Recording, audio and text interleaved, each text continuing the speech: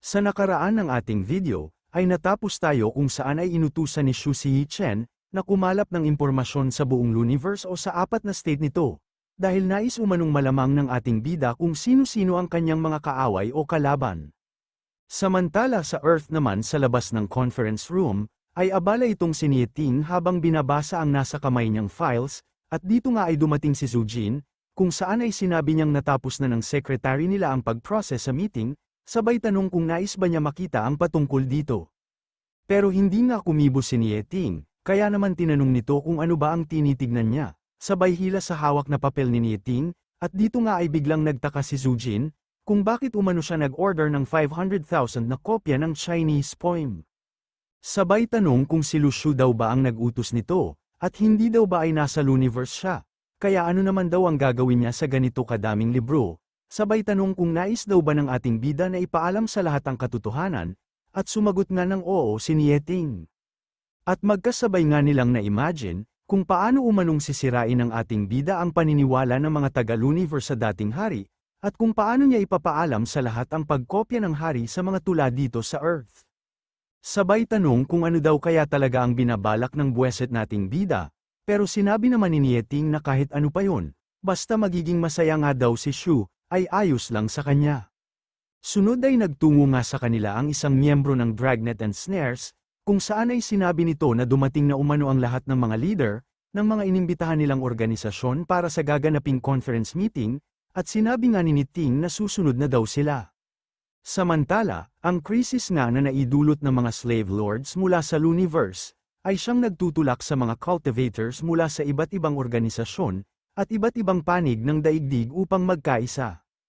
At sa tulong nga ng mga resource na meron ang Dragnet and Snares, gayon na din sa bagong kaalaman nila patungkol sa pag-refine ng artifacts, at dahil sa tatlong maestro levels ng Dragnet and Snares, ay pinangunahan nila ang pag-promote sa alyansahan dito sa Earth. At sa loob nga ng venue kung saan magaganap ang conference meeting, ay mayroong mga leader na masaya sa magaganap na alyansahan, pero hindi nga may iwasang magkaroon ng mga tao, na ang nais lamang ay magdulot ng kaguluhan o problema. At habang patungo nga sila sa conference room, ay sinabi ni Zhu Jin na ang 9th Dragnet umano o ang ating bida, ay kasalukuyang nilalabanan ang mga mananakop sa universe, kaya naman hindi sila pwede magpadaig, pero sinabi lang naman ni Nieting na wala siyang dapat ikatakot, at gagawin nga daw nila ang lahat para makatulong kay Shu. At sa pagbukas nga ng pintuan, ay agad na pumasok ang dalawa sa conference room, kung saan ang pagpasok nila dito, ay siya na ding hudyat sa pagsisimula ng magaganap na conference meeting. Samantala sa kaparehas namang oras sa universe, ay kasalukuyang nagpapamigay ng mga aklat ang ating bida, at dito nga ay binigay ng isang tagasilbi sa kanyang master, ang isa sa mga libro na pinapamigay ni Shu. Kung saan matapos nila itong makita, ay agad na nagdilim ang kanilang mga muka, dahil ang librong ito daw ay hamak na mas maganda ang pagkakagawa, kumpara sa mga binibenta sa pamilihan ng libro. Bukod nga daw doon ay mas maganda din ang mga pagkakasulat ng bawat karakter nito, maging ang mga pangalan nga daw at lugar na nakasulat sa librong ito, ay naka-highlight din, o mas naipapaliwanag ng maayos. Pero ang tanging problema nga lang daw, ay kung sino si Li Bai at Du Fu, dahil ang pagkakaalam nga daw nila ay ang dating hari ang nagsulat ng mga tulang ito, pero bakit daw sa librong ito ay nagbago na ang may akda, at agad ngang naka-earn ng negative point si Shu. At dahil nga sa sinabi ng mga matatanda, ay napapatanong ang mga binatang scholars kung hindi nga ba ang dating hari ang author, hanggang sa makumpirma nga ng isa na iba ang nakalagay na author dito. Kaya naman agad nilang binalibag ang mga libro pabalik sa ating bida, dahil isa umano siyang manggagancho, at ang mga laman nga daw ng librong ito, ay tila nagsasabing hindi ang hari ang may akda ng mga tula, kaya isang malaking isyu nga daw ito. Pero hinaipan lang naman ng ating bida ang tutuli mula sa kanyang tenga, sabay sabi na alam daw niyang iba ang nakalagay na may akda sa mga librong hawak nila, pero yun nga daw ang katotohanan. At sinabi na kahit isa sa mga tulang alam nila o nabasa nila, ay hindi ang hari ang nagsulat, dahil ang lahat ng yun ay kinopya niya lamang sa ancestral land, sa kabilang panig ng portal. Pero lalo ngang nagalit ang mga scholars sa sinabi ng ating bida, at kasabay ng pagbibigay nila ng negative points, ay minumura siya ng mga ito, at sinabi na paninirang puri umano ang kanyang ginagawa, kung saan ay kinukulam na nga din siya ng harap-harapan ng isa sa mga ito. Pero anuman ang sabihin at gawin nila, ay masaya pa din naman ang ating bida sa kabila ng lahat ng ito, dahil sa patuloy at malaking bilang ng negative points na kanyang kinikita. At dito nga ay napapatanong pa ang ating bida, kung sino daw ba ang makakapigil sa kanya, na siraan ang dating hari o ang nakaraan niyang buhay o pagkatao. Sabay sabi na matapos ikalat ng mga scholars ang chismis, ay tiyak na magkakaroon na siya ng negative emotion freedom. At kahit nga daw hindi alam ni Shu, kung parte ba ng plano ng dating hari ang patungkol sa pagkopya niya sa mga tula, ay kailangan pa din daw niyang pasalamatan ang nakaraan niyang buhay, dahil ang isa-isang pagkopya nga daw sa mga tula, ay tiyak na pinagpuyatan ng dating hari ng ilang taon o dekada. Hanggang sa ilang sandali pa, ay pasiga na tinanong ng mga ito kung ano daw ang tinatawanan ng ating bida, sabay utos na huliin umano siya, at kumpiskahin ang lahat ng mga libro niyang mapanirang puri sa dating hari. At agad ngang sumugod ang mga ito, habang sinasabi na sumuko na umano ang ating bida, na bigla naman silang inatake dahilan upang sila ay bumulagta. Matapos nito ay biglang nalaglag ang panga ng matatanda, matapos makita ang invincible sword chi umano ni Shu, sabay tanong kung sinong demonyo daw ba talaga siya. Kaya naman tinanong ni Shu kung gusto daw ba talaga nilang malaman kung sino siya, pero bigla ngang nagtungo sa kanila ang isang lalaki, at humihingi ito ng tulong dahil may nais umanong pumasok sa lugar na ito.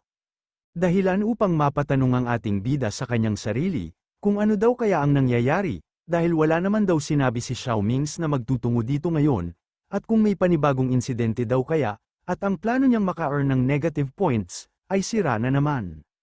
Samantala sa kanilang paglabas nga, ay sinasabi ng isang scholar, na mayroong nagaganap na symposium patungkol sa dating hari ngayon, kaya ano daw ang mga ginagawa ng lalaki sa kanyang harapan, sabay tanong kung nais ba nilang bastyusin ang dating hari. Pero sinabi lang naman nito, na sa mahigit 100 taon niyang paninirahan dito sa Royal Capital, ay ito umano ang unang beses na mayroong naglakas loob na magsalita ng walang kwentang bagay, sa family head ng 95 noble families. Kaya muli ay napapatanong si Shu sa kanyang sarili, dahil ang alam nga daw niya ay 5 araw pa bago maganap ang pagtitipon ng mga family head, sabay tanong kung bakit nandito na sila ngayon, at kung binilisan daw kaya nila Xiaoyu ang pag-travel nila patungo dito sa Royal Capital, kaya lalong nataranta ang mga family head. Pero biglang ang nagtungo sa harapan ng isa, at tinanong nito kung talaga bang matatalino ang mga noble families ng Royal Capital, sabay sabi na hindi ba at nagtungo kayo dito, upang pag-usapan kung paano ninyo lalabanan ng Imperial Dragon Guards. Pero malamang nga daw sa hindi pa nila alam, na ang leader ng Imperial Dragon Guards, ay kabilang sa kanila ng mga scholars ng dating hari, dahil nung nakaraang nagtungo nga sa Luniverse si Shu, ay nagtutungo siya sa pagtitipon ng mga scholars, upang mag-promote ng paninda niyang sabon. At dito ay naisip ng ating bida, na kanina lang umano ay sinabihan siya ng bastos at naninira ng puri ng dahil sa mga libro. Pero ngayong may problema na ay ginagamit na nito ang pangalan ni Shu, sabay sabi na wala talagang hiya ang mga scholars na ito. Pero bigla nga silang tinamaan ng latigo, at sinabi ng nasa loob ng carriage na umalis na sila ngayon din, at huwag nang hintayin na mawala pa ang pagkakataon nilang makaalis, sabay sabi na mukhang nakalimutan na umano ng mga scholars, na sa mundong ito ay laging tama ang may mas malaking kamao, o ang mga makakapangyarihan. At matapos nga itong lumabas ng carriage, ay walang nagawa ang mga scholars kundi magbigay daan sa mga family head, kaya naman bahagya na inis ang ating bida, dahil ang babaeng yun umano ay masyadong mainitin ang ulo, sabay sabi na hindi pa niya tapos ipamigay ang kanyang mga aklat. Pero hindi nga daw siya papayag na masira ang kanyang plano, kaya naman agad niyang pinamigay ang mga aklat niya, upang muli ay maka-earn siya ng negative points mula sa kanila. Pero bigla nga siyang sinigawan ng lalaking ito, at tinanong kung bakit siya namimigay ng kung ano-ano sa lugar na ito, sabay tanong na din kung iniisip ba ni Shu na pag-aari niya ang lugar na ito, at inutusan nga niyang lumayas dito ang ating bida. Nabigla namang naghanda ng pag-atake, at dahil nga daw sa sila na ang nagdala sa sarili nila sa ating bida, ay mas mainam kung ngayon pa lang ay patayin na niya ang mga family head. Pero bigla ngang dumating ang isang tagapagsilbi, kung saan ay sinisigaw nito na mayroon umanong masamang balita, dahil ang mga Imperial Dragon Guards nga daw ay biglang naglaho. Samantala ilang oras nga bago magtungo sa symposium ang ating bida, ay kasalukuyan pa ding patungo ng Royal Capital ang kanyang mga sundalo, kung saan ay binabantayan pa din sila hanggang ngayon ng mga spy ng noble family. At dito nga ay sinabi ng mga spy, Nakasalukuyan na umanong nasa loob ng valley ang mga Imperial Dragon Guards, pero dahil nga daw sa mabilis nilang paggalaw, ay agad din nilang malalagpasan ang valley, kaya naman inutusan niya ang kasama niya upang magpadala ng mensahe sa mga kasamahan nilang nagtatago sa labas ng valley na ito. At matapos ngang magsulat ang lalaki, ay agad nilang pinadala ang mensahe, at dito ay agad na nahiga ang isa at sinabi na sa wakas, ay makakapagpahinga na daw sila, dahil ang mga spies na sa unahan ang kailangang magtrabaho. Sunod ay sinabi nga ng isa, na napakahirap daw habulin ng mga Imperial Dragon Guards, kaya paano na lang daw kung nakasakay pa sila sa kabayo, habang ang isa naman ay napapatanong, dahil ang West State nga daw ay sikat ng dahil sa mga kabayo nila. Pero bakit daw kaya pinili ng mga Imperial Dragon Guards ang pagtakbo, kaysa sumakay sa mga kabayo? At narinig nga ng napadaan na daga ang lahat ng usapan nila, kaya naman sinabi ng Squirrel na mga tanga daw sila, dahil hindi man lang nila naisip o maisip, na ginagawa ito ng Imperial Dragon Guards para sa kanilang training. At agad nga ding sinabi ng Squirrel kay Xiaoyu, na tapos na umano ang gawain ng mga daga dito sa valley, sabay sabi na narinig din niya sa mga nag-uusap, na mayroon silang kasamahan sa labas ng valley na ito.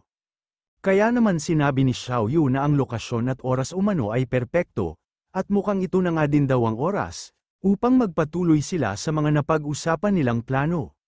Samantala bago nga sila umalis ng West State, ay nilatag na ng ating bida sa kanila ang mga plano niya, kung saan ay sinabi niyang nais niyang magamit ang expedition nilang ito, upang mapalabas ang mastermind.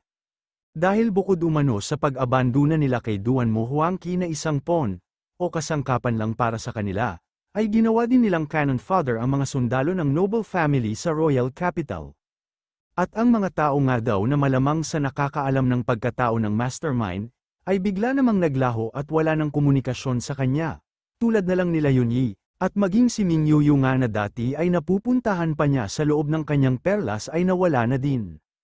Kaya naman ang tanging paraan na lang daw upang malaman nila kung sino ang nasa likod ng lahat, ay ang magtungo sa royal capital upang kumprontahin ang mga noble families, pero ang pagsunod nga daw sa mga plano ng kanilang kalaban, ay sadyang nakakairita. At dito nga ay sinabi ng ating bida, na sa tulong umano ni Carol at Xiaoyu, ay nakaisip sila ng paraan upang ma-surprise silang lahat, sabay utos kay Xiaoyu na sabihin sa kanila ang detalye. At dito nga ay sinabi ni Xiaoyu na hahatiin nila sa dalawang grupo ang Imperial Dragon Guards, kung saan ay pangungunahan ni Liliang ang pangunahing hukbo nila, upang makuha ang atensyon ng mga taga-Luniverse at Royal Capital, pero sasamahan pa din naman sila ni Xiaoyu at Carol, sa pamamagitan ng spirit form upang masiguro ang kaligtasan nila. At pag dumating nga daw ang tamang oras, ay gagamitin niya ang abilidad ni Anthony, upang idol ang lahat sa Royal Capital, kung saan ay papalibutan nila ang Royal Capital at magsasagawa ng surprise attack, para hindi sila mapaghandaan ng mga nobles.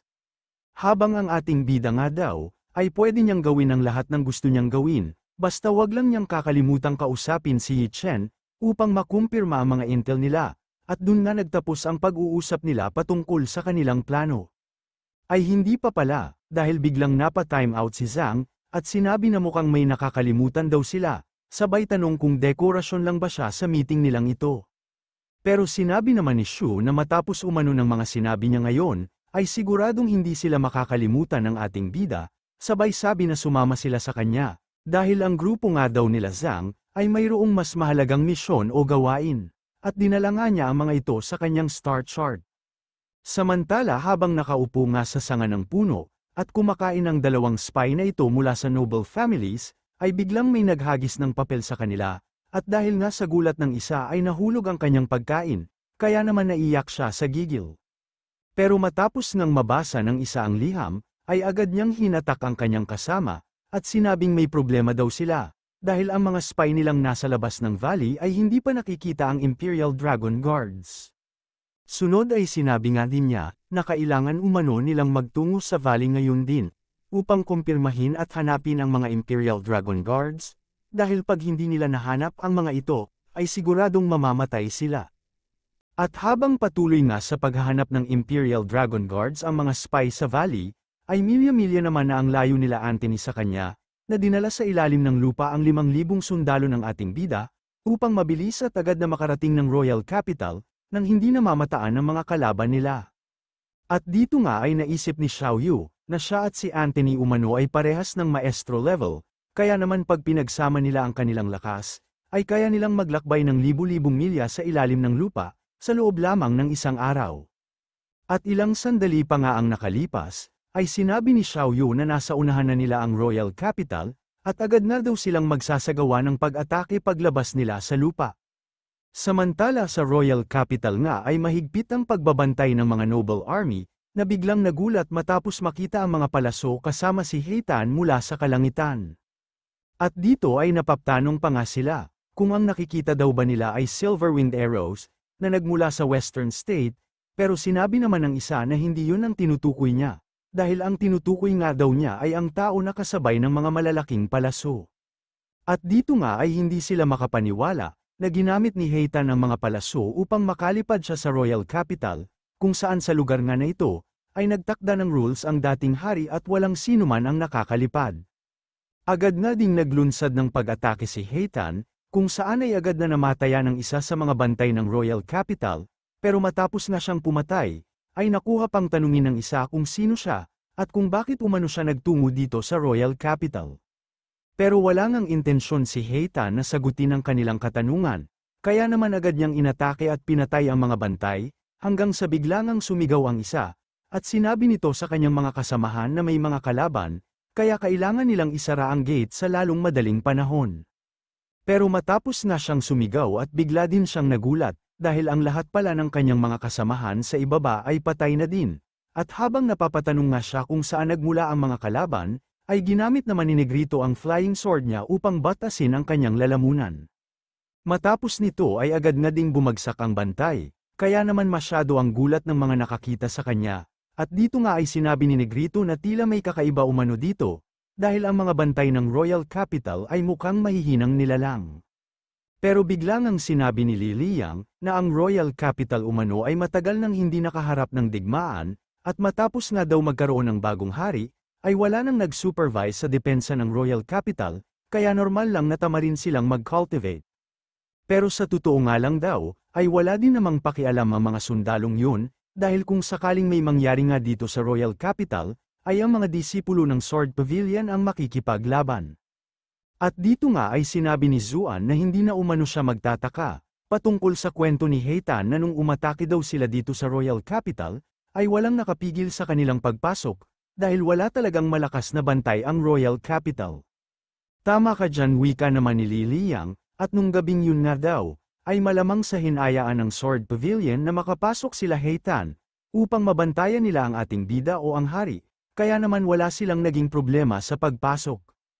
Hanggang sa mapansin nga nilang tumatakbo papasok ng Royal Capital ang lalaking ito, at dito ay napansin din ni Li Liyang ang emblem niya, at nakumpirma na nagmula ang lalaking ito sa Mu family. Bukod dun ay napag-alaman din niyang may mga spy, na nakikihalo sa mga pangkaraniwang tao.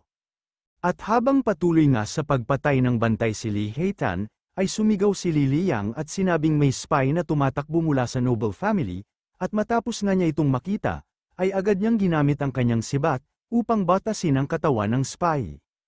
Matapos nito ay sinabi ni Li Liyang na kailangang makinig ng lahat sa kanya, at sinabi na magmula sa araw na ito, ay papatayin nila ang sinumang lumabas at pumasok sa Royal Capital, nang walang pahintulot mula sa kanila. Samantala sa lugar nga kung saan ginaganap ang pagpupulong ng mga noble lords o family heads, ay sinabi ng isa na puro basura daw ang mga spy nila, dahil napakasimple ng kanilang trabaho pero hindi pa nila nagawa, sabay tanong kung paano silang naglaho at kung kailan sila naglaho. Pero sinabi nga ng mga spy na hindi daw nila alam, at ang tanging alam lang nila ay pumasok ng valley ang Imperial Dragon Guards, pero matapos nga daw silang puntahan ng ibang spy, ay wala na sila. At habang patuloy nga ang pag-alit ng mga family heads sa mga spy, ay masyado naman ang tuwa ng ating bida sa mga pumapasok na negative points. Bukod dun ay naisip nga din ito, na sakto umano ang timing nila Xiao Yu, dahil kahit papaano ay hindi pa niya kailangang harapin ang mga head ng noble family, at ma-enjoy pa niya ng konti ang pag-earn ng negative points.